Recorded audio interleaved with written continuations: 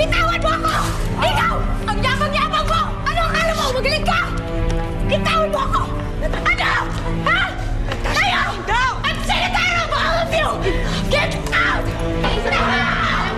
Get out! Yes! Get out! Kami dito! Dahil napaka-flop na event na to. So, get out! That's enough! Get out! Get out! Isa ka pa! Get out!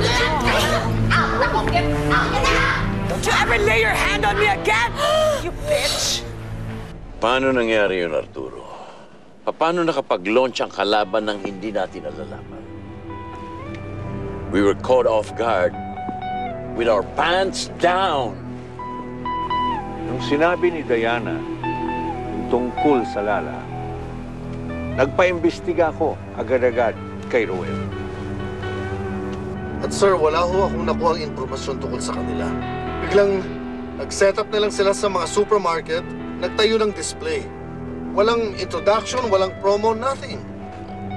Dahil nga pinaghandaan nila ito. Sinadya nilang tapatan ang launch natin para magmukha tayong mga tanga.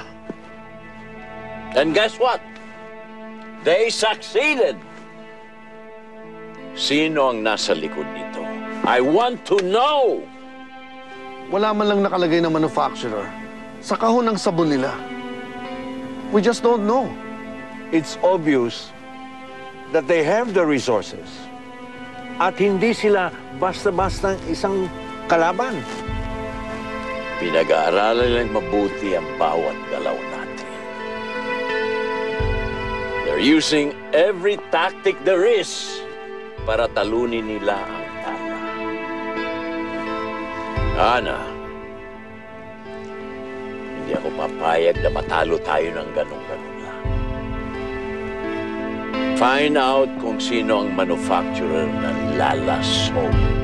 Atap!